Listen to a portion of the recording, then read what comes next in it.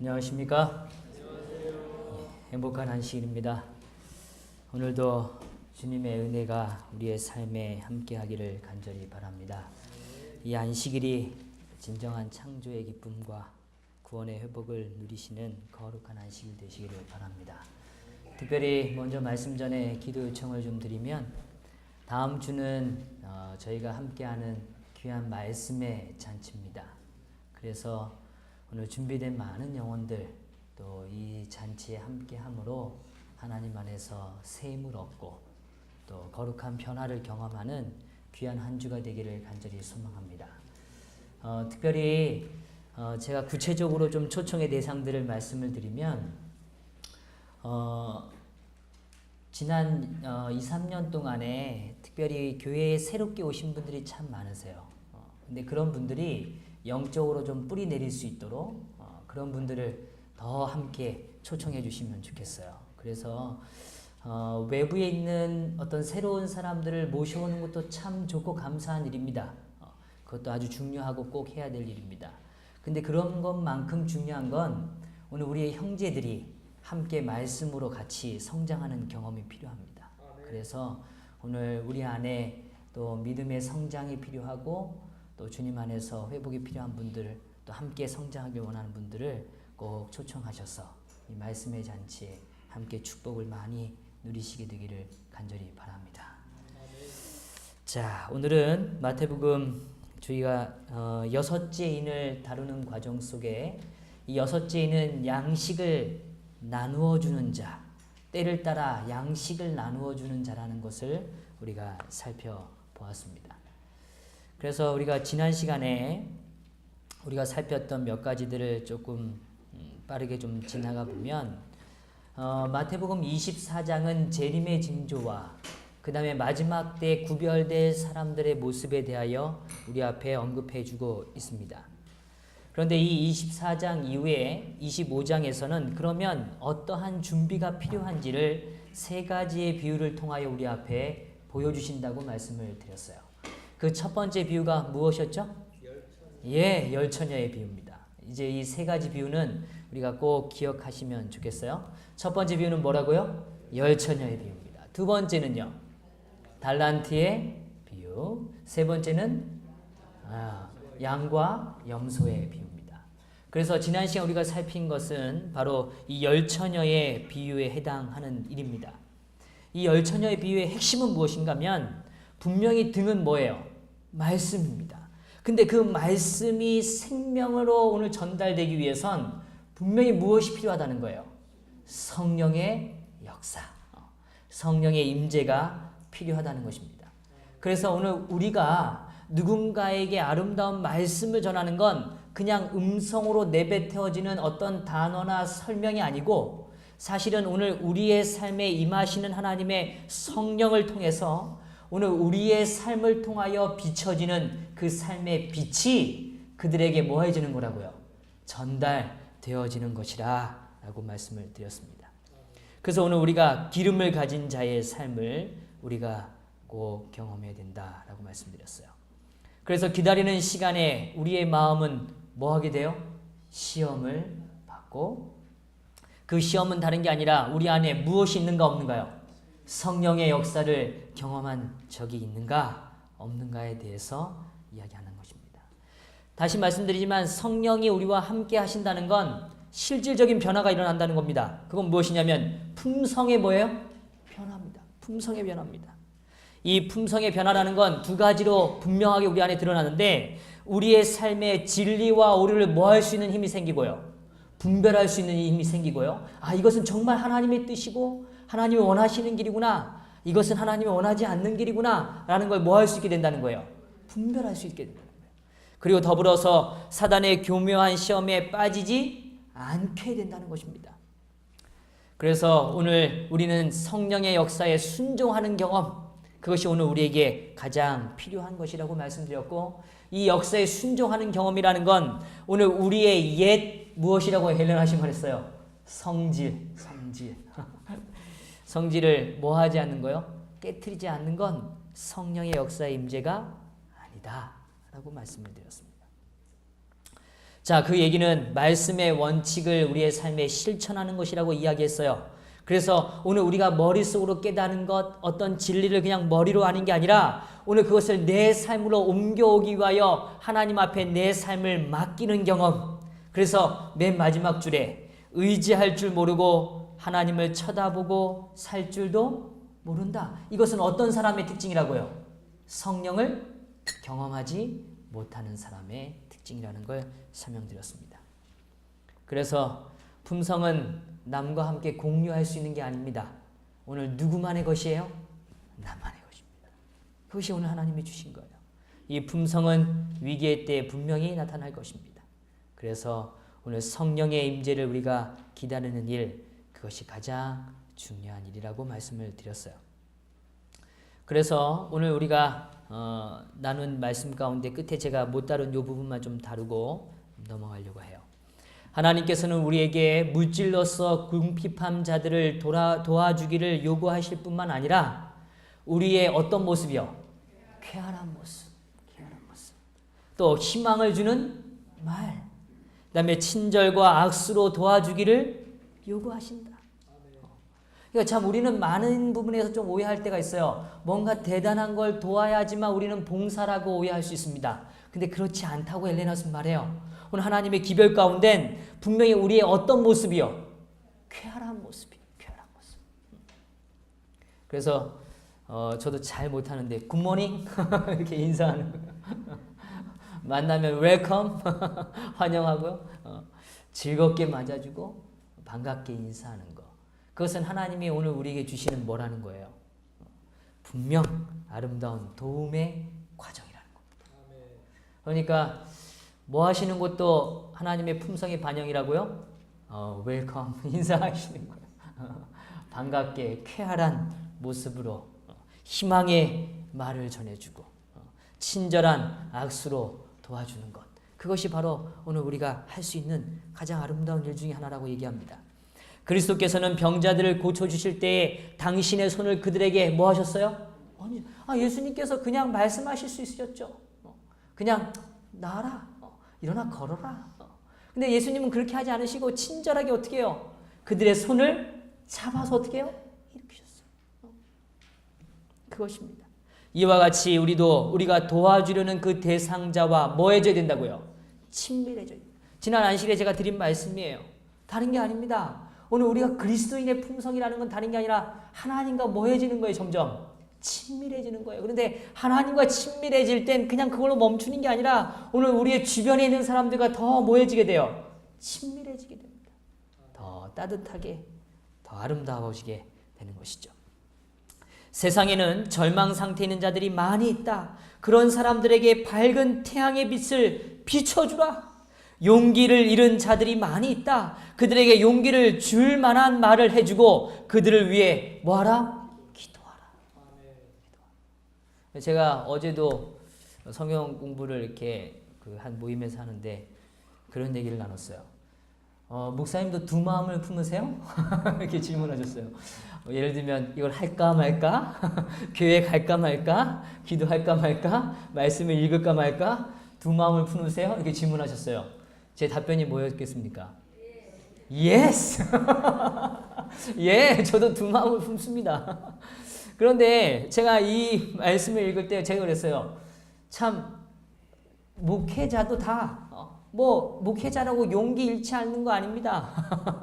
다 낙담이 될 때도 있고 절망이 될 때도 있습니다. 그런데 사실 하나님과 그렇게 붙어 살기를 원하는 그렇게 살기로 선택한 사람인데도 그런 경험하는데 말이죠. 이 땅에 오늘 우리의 삶이 늘 용기 100배 그래서 막 충천한 그런 마음으로 살 수는 없을 수 있다는 거죠. 그 얘기는 제가 말씀드리는 건 오늘 우리의 주변에 사랑하는 형제, 사랑하는 친구, 사랑하는 이웃들이 사실은 오늘 어떠한 용기가 필요할지 우리는 알 수 없다는 거예요. 그렇다면 무슨 얘기인가? 오늘 엘레나스는 강조하기를 오늘 우리가 하는 말이 용기의 씨를 내뱉어야 된다는 거예요. 어떤 표현이든 어떤 이야기든 자꾸 뭐 할 수 있도록요? 용기를 줄 수 있도록. 정말 하나님께서 하실 일에 대한 기대감을 불어넣을 수 있도록. 그런 이야기를 나누는 것입니다. 그것이 오늘 우리가 해야 할 일이라는 거예요. 생명의 떡이 요구되는 자들이 있다. 그들에게는 성경 말씀을 뭐 해줘라? 읽어주라.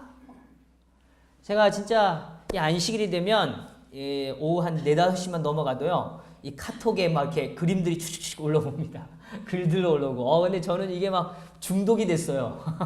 그래서 이게 너무 행복하고 감사한데 우리 장로님들이 오후에 이렇게 방문을 나가셔서 말이죠. 성도님들 만나고 또 어려운 분들 만나서 성경을 읽어드리고 또 말씀을 나누고 그런 이야기들을 이렇게 접할 때면 그냥 막 제가 너무 기뻐요. 그냥 저 사실 그럴 수 있는데 너무 기뻐요. 오늘 그것은 오늘 엘레나 씨 오늘 우리에게 양식을 가진 자가 갖는 특징이라고 이야기합니다. 성경을 전하는 게 어려울 수 있죠? 그럴 수 있습니다. 성경을 이렇게 누군가에게 해석하거나 이야기하는 게 참 어려울 수 있어요. 그런데 성경을 읽어주는 일은 누구나 할 수 있어요, 없어요? 있습니다. 다시요. 성경을 뭐 해주는 일요? 읽어주는 일요. 제가 성경 공부를 하는 한 가정이 한 집사님이 한 성도님이 이제 침례를 받으시고 얼마 안 되셨는데 그분이 저에게 이런 피드백을 해요. 아이에게 저녁 때에 잠언을 한 장씩 이렇게 읽어주기를 시작했답니다. 그 얘기 들으니까 너무 좋아요. 제 마음도 너무 행복해요. 근데 그 작은 일이 별거 아닌 것 같아도 오늘 그분의 마음에도 그 가정에도 하나님이 임재하실 수 있는 공간을 열어놓는 것입니다. 오늘 우리의 삶에 성경을 읽는 일 누구나 할 수 있지 않겠어요? 오늘 그 일을 선택하십시오. 그리고 오늘 주님께서 허락하시는 양식을 때를 따라 나눠주는 일에 오늘 주저함이 없게 되기를 간절히 바랍니다. 세상의 유황으로도 고칠 수 없고 의사도 고칠 수 없는 영적으로 병든 자들이 많이 있다. 이런 사람들을 위하여 기도하고 그들을 예수께로 데려오라. 그들에게 길르앗의 유황이 있고 크신 의원이 있다고 말해주라. 아멘. 좀 실제적인 얘기를 나눠보시자는 얘기입니다. 자, 또 보시죠. 모든 사람은 저희를 통하여 그리스도의 귀한 은혜와 그분의 측량할 수 없는 부유함이 세상에 나누어 줄 수 있는 산 통로가 될 특권을 가졌다. 자, 한번 따라해 보겠습니다. 우리는 하나님의 산 통로이다. 그겁니다. 우리는 하나님께서 오늘 우리를 사용하길 원하신다고요. 오늘 우리가 하나님 안에 살아있는 뭐가 된다고요? 통로가 되는 것입니다. 통로가. 그래서 여기 표현해요. 그리스도께서는 무엇보다 이 세상에서 당신의 영과 품성을 대표할 자들을 가장 크게 원하신다. 사람을 통하여 구주의 사랑이 세상에 나타나는 것보다 더 절실한 요구는 없다. 지금 이 세상에 오늘 이 마지막 시대에 6째 인을 떼는 이 역사에 하나님께서 오늘 이 인을 떼실 때 필요한 일은 사람이 필요하시단 말이에요. 누가 필요하다고요? 사람이요, 사람. 근데 어떤 사람요? 오늘 사람을 통하여 구주의 사랑이 세상에 뭐해지는 거예요? 나타나지는 거예요. 그런데 이 땅에 오늘 하나님의 사랑이 나타나지는 일은 제가 조금 전에도 같이 나눈 것처럼 그렇게 대단한 일로 시작되는 게 아니란 말입니다. 제가 오늘 또 강조할 거예요. 달란트의 비유의 핵심은 무엇인가 하면 가장 사소한 것, 가장 작은 것이라도 그것이 오늘 우리에게 주어졌을 때 감사와 기쁨으로 그 사역을 감당하는 것입니다. 이게 오늘 양식을 나누는 자의 하나님이 주시는 축복의 산물이에요. 오늘 크고 작은 건 없어요. 오늘 우리의 인생에 크고 작은 일은 없습니다.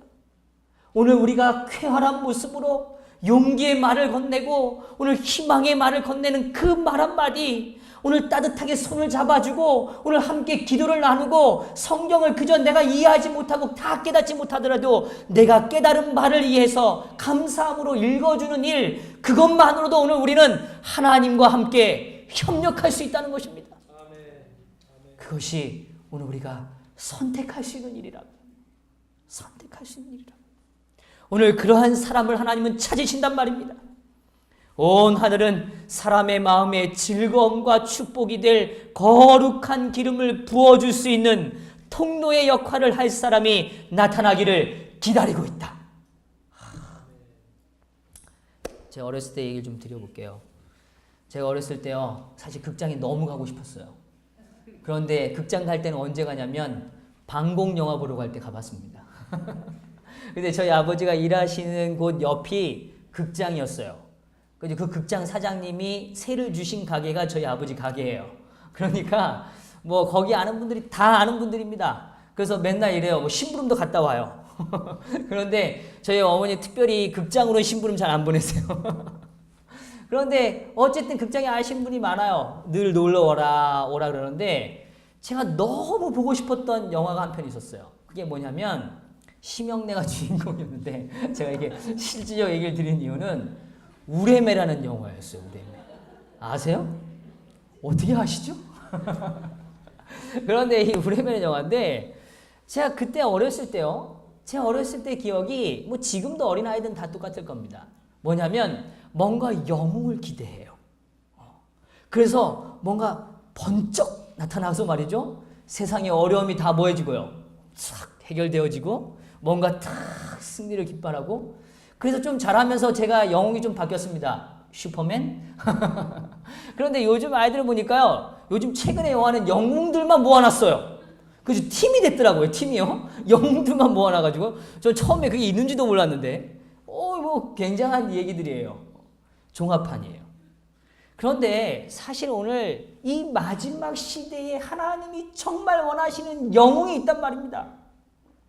이 땅에 희망을 말할 영웅이 있단 말이에요. 근데 그 영웅은 힘이 센 사람도 아니고 뭔가 초능력을 가진 사람도 아니에요.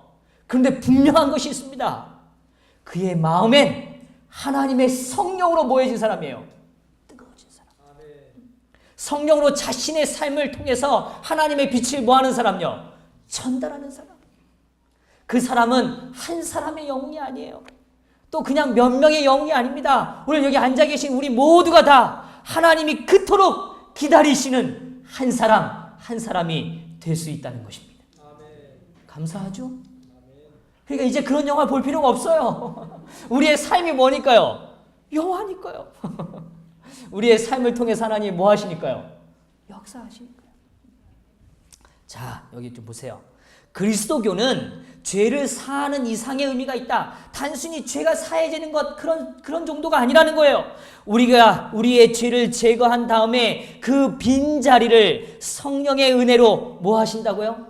채운다. 그러니까 하나님께서 하시는 일은 단순히 우리의 삶의 나쁜 부분들이 없어지는 것. 그래서 우리가 부모로서 자녀들이 그러면 이거 하지 마라, 이거 하지 마라, 이건 안 된다, 이건 안 좋은 거야 이렇게 하지 마라라는 얘기보다 더 중요한 건 이건 더 좋은 거다.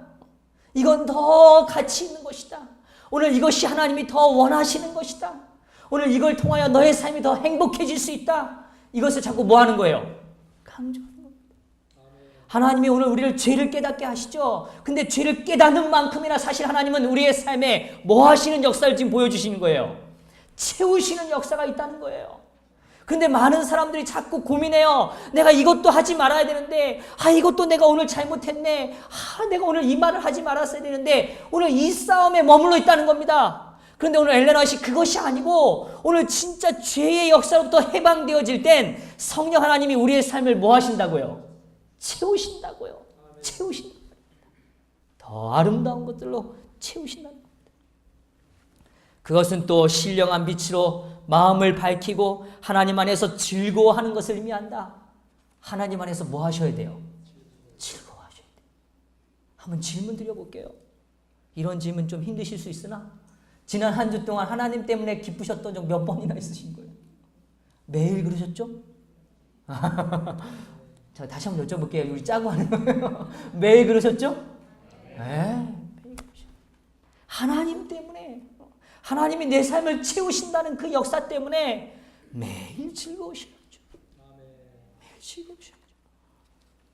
그것은 빈 마음으로 그리스도께서 임재하심으로 축복을 누리게 되는 것을 의미한다. 사람이 구주를 받아들이게 될 때, 오늘 우리가 성령의 임재를 경험하게 될 때 완전한 평화와 어떤 평화라고 얘기해요? 완전한 평화. 어설픈 평화 아닙니다. 이런 거죠. 내가 왜 이렇게 평안하지? 야, 이런 상황에서 내가 이렇게 평안할 수 있을까? 이게 완전한 평화예요. 상상할 수 없는 평화예요. 또 말한 다음에 뭐라 그래요? 완전한 사랑과 그 다음에 완전한 뭐예요? 확신의 빛을 반영하겠다. 어떤 빛이요? 확신의 빛이요. 그래서 신앙은요, 좀 이렇게 어깨를 피셔야 돼요. 어깨 좀 펴보세요. 제가요, 이렇게 약간 이렇게 다니는 느낌이 좀 드시는 분들이 계신 것 같아요. 저보고 한 집사님이 그러세요. 목사님, 어깨 좀 피시세요. 그러면서 집사님이 한 팁을 주셨어요. 배에다 힘을 주시면 돼요. 이제 해보니까 진짜 그래요. 어깨를 피려고 하니까 잘 안 되는데 배에다 힘을 주니까 어때요? 이렇게 좀 펴져요. 근데요, 마치 이런 거예요. 우리가 당당해지는 건요, 그냥 당당해질 수 없습니다. 우리 생각에 자꾸 가진 게 없는 것 같고 해놓은 게 없는 것 같은데 어떻게 당당해져요?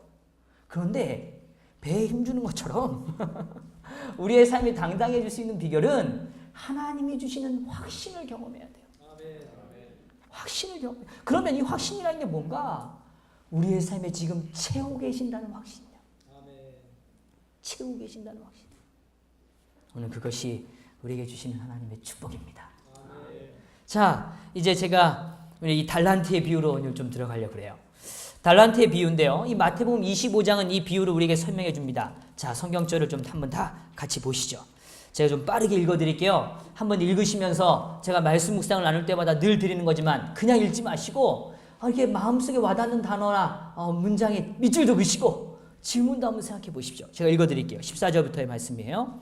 또 어떤 사람이 타국에 갈 때 그 종들을 불러 자기 소유를 맡김과 같으니 각각 그 재능대로 한 사람에게는 금 5달란트를, 한 사람에게는 2달란트를, 한 사람에게는 1달란트를 주고 떠났더니 5달란트를 받은 자는 바로 가서 그것으로 장사하여 5달란트를 남기고 2달란트를 받은 자도 그같이 하여 또 2달란트를 남겼으되 1달란트를 받은 자는 가서 땅을 파고 그 주인의 돈을 감추어 두었더니 오랜 후에 그 종들의 주인이 돌아와 그들과 결산할세 5달란트 받은 자는 5달란트를 더 가지고 와서 이르되 주인이여 내게 5달란트를 주셨는데 보소서 내가 또 5달란트를 남겼나이다. 21절 그 주인이 이르되 잘하였도다 착하고 충성된 종아 내가 적은 일에 충성하였음에 내가 많은 것을 내게 맡기리니 내 주인의 즐거움에 참여할지어다 하고 2달란트를 받았던 자도 와서 이르되 주인이여 내게 2달란트를 주셨는데 보소서 내가 또 2달란트를 남겼나이다. 그 주인이 이르되 잘하였도다 착하고 충성된 종아 내가 적은 일에 충성하였음에 내가 많은 것을 내게 맡기리니 내 주인의 즐거움에 참여할지어다 하고 24절 1달란트를 받았던 자가 와서 이르되 주인이여 당신은 굳은 사람이라 심지 않은 데서 거두고 해치지 않은 데서 모으는 줄을 내가 알았으므로 두려워하여 나가서 당신의 달란트를 땅에 감추어 두었나이다. 보소서 당신의 것을 가지셨나이다. 26절 같이 한번 읽어보겠습니다. 26절부터요. 시작. 그 주인이 대답하여 이르되 악하고 게으른 종아 나는 심지 않은 데서 거두고 모으는 줄로 내가 알았느냐? 그러면 내가 마땅히 내 돈을 취리하는 자들에게 맡겼겠고 내가 돌아와서 내 원금과 이자를 받게 하였을 것이니라 하고 그에게서 그 1달란트를 빼앗아 10달란트를 가진 자에게 주니라. 29절 무릇 있는 자는 받아 풍족하게 되고 없는 자는 그 있는 것까지 빼앗기리라. 이 무익한 종을 바깥 어두운 데로 내쫓으라. 거기서 슬피 울며 이를 갈리라 하니라. 아멘. 오늘 이 말씀에 대해서 제가 좀 고민을 해봤습니다. 제가 생각했던 고민은 이런 것이에요. 1달란트를 가진 사람은 왜 안 했을까? 왜 안 했을까? 그래서 이런 생각이 들었어요. 제 기준으로 볼 때 다른 사람은 5달란트를 주고 가셨고 2달란트 주고 가셨는데 나에게는 1달란트를 줬기 때문에 안 했을까? 이런 생각이 좀 들었어요. 그런데 성경은요 오늘 우리에게 뭘 이야기해 주냐면 여기 이 25장에 이렇게 표현하는데요. 자, 한번 잘 보세요. 24절 다시 좀 성경을 봅니다. 한 달란트를 받았던 자가 와서 이르되 주인이여 당신은 어떤 사람이라? 굳은 사람이라. 심지 않은 데서 거두고 해치지 않은 데서 모으는 줄 내가 알았으므로 두려워하여 나가서 당신의 달란트를 땅에 감추어 두었나이다. 그러니까 중요한 건 오늘 이 한 달란트를 가졌던 이 사람이 오늘 주인에게 이야기하는 건 오늘 자신이 이해하고 있는 주인의 모습, 그 모습에 대하여 뭐하고 있는 거예요? 이야기하는 겁니다. 당신은 뭐 심지도 않고 뿌리지도 않는데 거두기만 원하는 사람 아닙니까? 이 이야기를 하는 거예요. 그럴 때 주인이 대답하기를 말하기를 나는 심지 않은 데서 거두고 해치지 않은 데서 모으는 줄 내가 알았느냐? 너 그렇게 알고 있었니? 이렇게 답변하는 겁니다. 자, 오늘 저는 분명히 이해하는 건 마지막이 될수록 오늘 우리가 양식을 나눌 때 갖는 가장 중요한 주제가 한 가지 있습니다. 그것은 무엇인가 하면 하나님이 어떤 분이신지에 대하여 이야기하는 것입니다. 다시요. 이게 오늘 양식을 나누는 자의 가장 중요한 특징인데요. 오늘 양식을 나눌 때 가진 사람의 마음에 가진 가장 중요한 진리는 무엇인가 하면 하나님은 어떤 분이신가에 대한 확신입니다. 이것이 필요해요. 만약에 하나님에 대한 하나님이 이런 분이시다라고 느끼고 오늘 하나님에 대하여 오해하고 있을 때는 오늘 우리는 결코 양식을 나누는 자가 될 수 없다는 것입니다. 그래서 오늘 이 달란트의 비유 가운데 가장 중요한 관점 중에 하나는 무엇인가 하면 하나님은 어떤 분이신가를 우리에게 설명해 주기를 원한다는 것입니다. 하나님은 도대체 어떤 분이실까? 이거를 계속 우리에게 이야기해 주시는 거예요. 자, 그런데 오늘 그 얘기에 제가 나눠드린 유인물이요 굉장히 많죠. 그래서 이게 컷수로는 24컷입니다. 굉장히 많은데 이걸 제가 이 시간에 다 일일이 설명드리긴 좀 어렵고 제가 중요한 걸 설명드리는데 핵심을 먼저 설명드릴게요. 자, 우리 하나님은 어떻게 일하시는가? 오늘 하나님은 어떤 분이신가? 첫 번째, 하나님은 협력하기를 원하시는 분이십니다. 자, 다시요. 하나님은 어떤 분이시라고요? 협력하기를 원하세요. 하나님은 협력하기를 원하세요. 그래서 오늘 하나님은 그냥 이 세상의 모든 역사를 자신이 혼자 그냥 우리의 일반적인 표현으로 북치고 장구치고 혼자 다 해야 하는 게 아니라 오늘 이 인류의 역사의 마침표를 찍는 일에 오늘 누구와 협력하길 원하냐면 우리들과요. 누구와요? 우리들과 협력하길 원하십니다. 오늘 우리들을 통하여 일하시기를 원하세요. 오늘 우리와 함께 힘을 이게 연결되어지기를 원하십니다. 두 번째, 하나님께서 그러면 어떤 일에 협력하기를 원하시느냐? 어떤 일에 협력하기를 원하시냐? 우리가 계속 살피는 주제입니다. 우리의 품성의 변화를 위하여 협력하기를 원하십니다. 뭘 위해서요? 우리의 품성의 변화를 위해서 협력하기를 원하십니다. 세 번째, 오늘 하나님은 어떤 분이신가? 결코 사소한 것을 구별하지 않으십니다. 다시 말하면 작고 큰 것에 구분이 없으세요. 오늘 하나님께서는 아주 작은 어린아이, 정말 힘없는 어린아이도 하나님께는 가장 소중한 대상이고 가장 이 땅의 가난한 백성도 하나님께는 동일한 영혼이시고 가장 배운 게 없는 가장 무식한 사람이라 보여지는 그 사람도 하나님에겐 동일한 사랑의 대상이라는 것입니다. 오늘 그 의미는 하나님께서 오늘 어떤 영혼을 통하여서라도 협력하실 수 있다는 것입니다.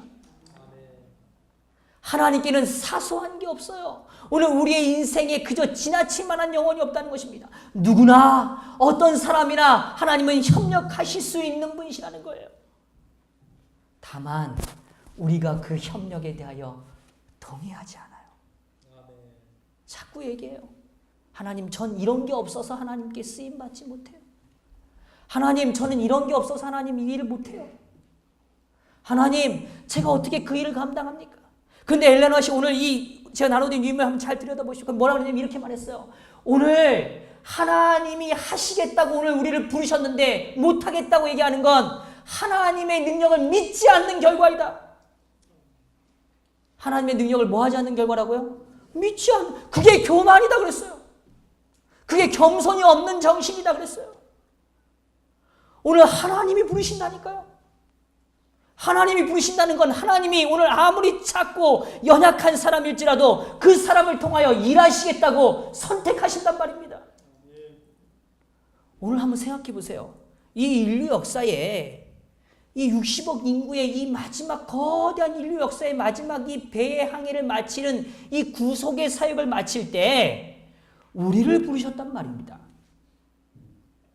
물론 어떤 분들은 난 뭐 세상에도 뭐. 근데 저는요 사실 이런 생각을 참 많이 해요. 대학 때 제가 한 영어학원을 한번 다녀봤어요. 갔더니 제가 놀란 게 새벽 5시 반이면 6시 좀 안 되면 6시 좀 안 되기 전에 문이 열려요. 그 학원 문이. 근데 5시 반부터 줄을 서요. 왜 줄을 서냐면 그 도서관에 있는 그 학원 안에 운영하는 도서관에 선착순으로 들어갈 수 있어요. 그러니까 거길 들어가기 위해서 새벽같이 와서 대기하는 거예요. 줄을 서고 있는 거예요.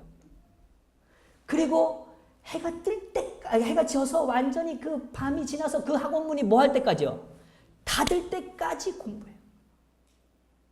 그렇게 아주 정말 자신의 온 열정을 다해서 공부하는 친구들이 얼마나 많은지 몰라요.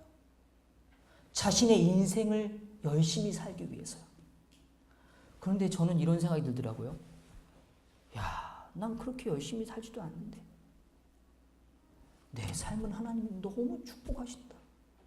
제가 뭐 게을른데 축복받는 이런 개념이 아니라 저는 그 정도까지 이렇게 열정적이지도 못한데 하나님이 날 부르셨다. 야, 내가 참 부끄럽다. 참 부끄럽다. 오늘 우리가요 세상과 비교했을 때 우리가 그렇게 뭔가 하나님 앞에 열정적일까? 너무 뜨뜻미지근할 때가 많아요. 그런데 그럼에도 불구하고 하나님이 우리를 뭐 하세요? 부르시고 사용하시겠다고 하세요. 그러면 우리에겐 희망은 다른 게 없습니다. 우리 능력으로는 절대로 그 일에 도달할 수 없어요. 오늘 누구의 도움이 없이는요, 하나님의 도움, 성령님의 도움이 없이는 결코 오늘 우리가 이 땅에서 오늘 하나님의 역사를 이룰 수 없다는 것입니다. 그래서 오늘 우리가요 무엇을 가졌기 때문에 부른 게 결코 아니라는 걸 기억하셔야 돼요. 그 얘기는 다시 말하면 오늘 우리를 부르셨다면 하나님께서 오늘 우리에게 능력도 주실 거라는 것입니다. 그것을 믿고 순종함으로 받아들이는 그 한 사람을 하나님이 찾으신단 말입니다. 그거라고요. 그 일을 위해서 하나님이 우리를 훈련하고 계시는 거예요. 그게 하나님 원하시는 일입니다. 자, 제 이 세 가지 내용을 조금 기초로 한번 보세요.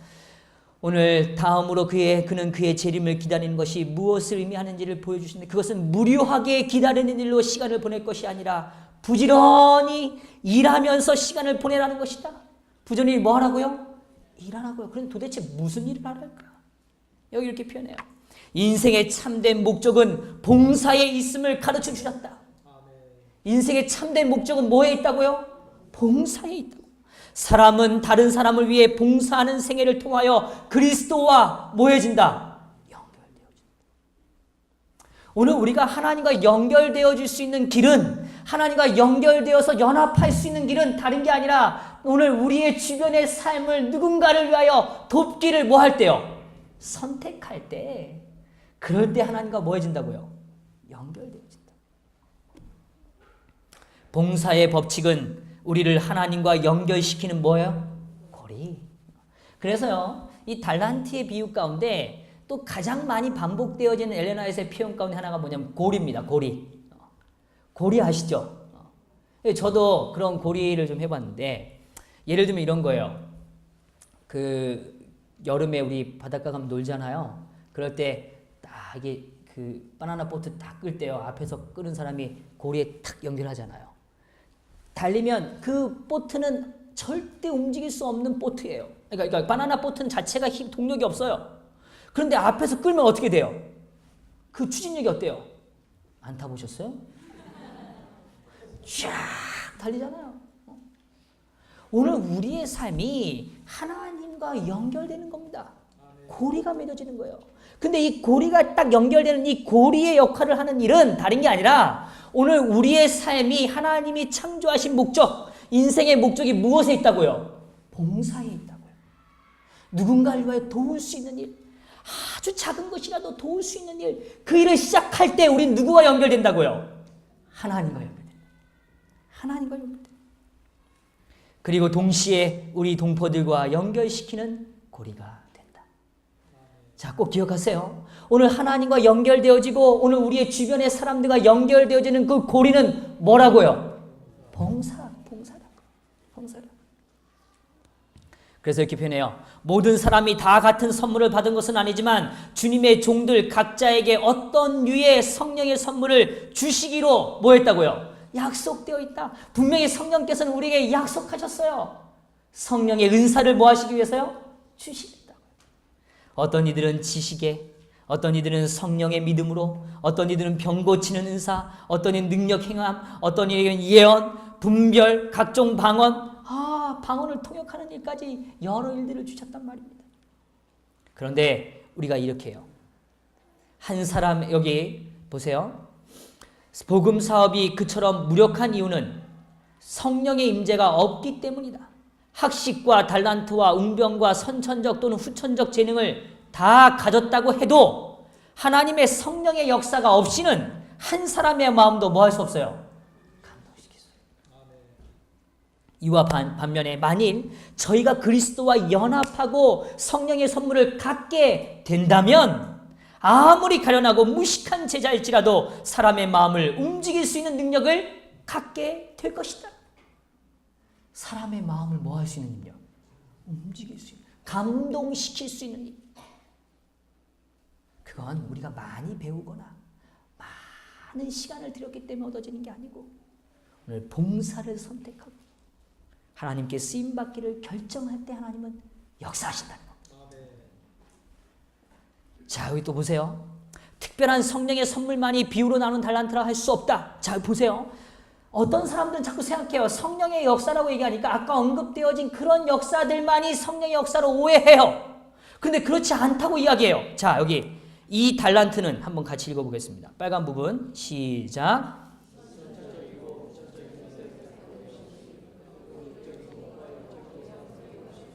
모든 선물과 재능을 다 포함한다. 자, 성령이 역사할 때 일어나는 일은 어떤 형태라는 게 중요한 게 아니라는 겁니다. 그것을 가지고 있는 마음이 어떤 마음이냐가 중요한 거예요. 어떤 사람은 정말 언어의 탤런트가 있으면 뭐합니까? 성령이 임하면 의미가 없죠. 그런데 역설적으로 우리가 선천적으로 받은 것이든 후천적으로 받은 것이든 육적인 것이든 영적인 것이든 관계없이 오늘 모든 선물과 재능은 다 어디에 포함될 수 있다고요? 달란트에. 어디에요? 달란트에. 자, 달란트 없으신 분 이제 개인적으로 오세요. 제가 달란트를 꼭 확인해 드릴게요. 저는 목사님 아무리 제가 말씀을 들어도 제가 달란트가 없는 것 같습니다. 오십시오. 네, 제가 설명드리고 봉사의 길도 알려드릴게요. 자, 이 모든 것은 그리스도를 섬기는 일에 뭐 해야 된다? 그런데 우리 성경이 잘 알잖아요. 예수님께서 야, 너가 지극히 작은 자에게 한 것이 곧 누구에게요? 내게. 하나님이요. 하나님에 대해서 뭐 그런 거 없습니다. 결국은 누구에게 하는 일이에요? 그리스도에게 하는 일은 누구에게 하는 일이에요? 내 형제들에게. 내 형제들에게. 자, 밑에 좀 보세요. 이 말씀 너무 좋아요. 그분은 우리가 바친 것을 순결하게 하시고 고상하게 하셔서 그것으로 동료 인간들을 축복하고 그분의 이름을 영화롭게 하는 데 쓰도록 우리에게 다시 뭐 하신다? 돌려주신다. 그러니까 자, 보세요. 오늘 우리가요, 힘이 있어요. 근데 그 힘을 그냥 쓰는 사람은 달란트가 아닙니다. 그건 자기의 욕구를 위해 쓰는 거죠. 그런데 이 힘을 누구에게 쓰기로 마음을 드리는 사람요? 하나님께로 드리고 그걸 받으신 분이 다시 우리에게 뭐 하시는 거예요? 돌려주시는 겁니다. 그게 바로 오늘 우리가 누릴 수 있는 달란트의 역사예요. 그러니까 우리의 머릿속에 생각하는 건 단 하나입니다. 하나님, 오늘 제가 이 일이 정말 하나님을 위한 일입니까? 정말 이것이 형제를 사랑하는 마음으로 이루어지는 일입니까? 이것에 대하여 물어보셔야 돼요. 그것이 달란트를 활용하는 자의 특징입니다. 자, 여기 표현해요. 달란트는 아무리 적을지라도 뭐 해야 돼요? 사용해야 한다. 우리가 무엇을 많이 받았냐, 있냐, 없냐, 적냐, 많냐의 문제가 아니라 어떻게 사용하느냐는 거예요. 아무리 작은 걸지라도. 재능과 유용성이 날마다 자라나지 않는 자는 인생의 목적을 이루지 못하고 있는 자다.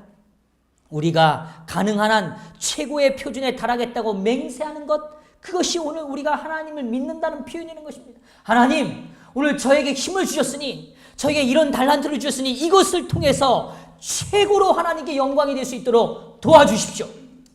이건 교만이 아니에요. 이건 잘난치 않은 게 아닙니다. 누굴 위해 쓰길 원하니까요? 하나님께 쓰. 하나님을 위해 쓰길 원하니까. 자, 그래서 또 이렇게 말해요. 그분과 연합함으로 완전함을 얻게 하기 위하여 택하시는 것이다. 자, 이런 과정에서 우리를 택하시는 이유는 오늘 우리가 완전함을 얻기 위한 거예요. 그런데 그 완전함은 누구와 연합할 때 일어나는 경험이에요? 예수님과. 하나님과 연합할 때 일어나는 완전함의 경험인 것입니다. 자, 그런데 오늘 조금 이 밤 조금 부담이 될 수 있지만 오늘 꼭 체크하고 가시기 위해서 제가 이 부분을 좀 읽어드리려고 해요. 자, 보세요. 그러나 그리스도께서는 완전한 품성을 얻는 일이 쉽다는 보증을 주지 않으셨다. 어떤 사람들은 얘기해요. 아니, 예수님 믿는 게 뭘 이렇게 어려워요. 아유, 뭐 해도 바뀌지도 않고 정말 힘들어요. 근데 여기 이렇게 표현했어요. 완전한 품성을 얻는 일에는 쉽다는 보증을 주지는 않으셨다. 그건 쉬운 일이 아니에요. 그래서 뭐라 했어요, 예수님이? 좁은 길. 좁은 길이라는 얘기가 다른 게 아닙니다. 오늘 우리가 품성의 변화를 경험해야 하는데 이 일은 그렇게 쉬운 문제는 아니라는 거예요. 그런데 여기 이렇게 표현해요. 고상하고 모든 면에서 원만한 품성은 선천적으로 타고나는 것은 아니다. 자, 그렇다면 누구나 다 이 일은 경험해야 될 일이에요. 오늘 여기 앉아 계신 모든 분들이 다 사실은 이 과정을 거치셔야만 합니다. 이 과정에 예외되는 사람은 없습니다. 이렇게 표현했어요. 그것은 우연히 얻어지는 것도 아니다. 고상한 품성은 그리스도의 공로와 은혜를 통하여 개인이 노력함으로써 얻을 수 있다. 근데 여기 잘못 읽어서 아이고, 그럼 우리가 행해야 되나요? 행함으로 만듦인가요? 이거 아니고요. 그 다음 대목이 나옵니다. 하나님께서는 재능과 정신력을 주시지만 품성, 형성은 누가 하는 일이라고요? 우리가 하는 일. 품성은 자아로 더불어 맹렬하게 싸움으로써 형성된다. 다시요. 품성은 자아로 더불어 뭐예요? 맹렬하게 싸움. 그러니까 이 대쟁투의 역사의 가장 치열한 전쟁터는 어디냐면 우리의 마음입니다. 어디라고요? 마음, 나의 마음. 내 마음이 이 영적 전쟁터의 가장 치열한 전쟁터예요. 이걸 인정하셔야 됩니다. 그래.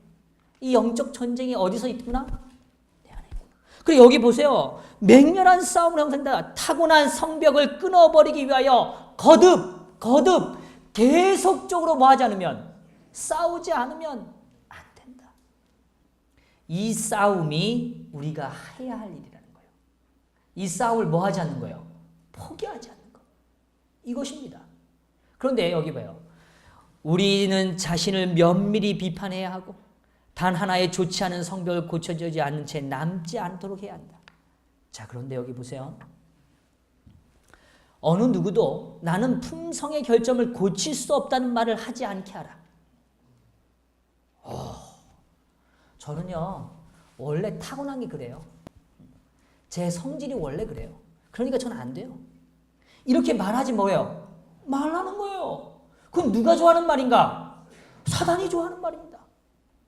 지금 우리가 하나님 안에서 변화되는 건 오늘 양식을 나누는 자의 가장 위대한 변화는 우리의 품성이 뭐해지는 거예요? 변화되는 것입니다. 진짜 그럴 수 있다는 거예요. 하나님 이렇게 하시겠다는 것입니다. 그런 말을 하지 말라, 않게 하라. 만일 그대가 그렇게 생각한다면 그대는 분명히 영생을 얻지 못할 것이다.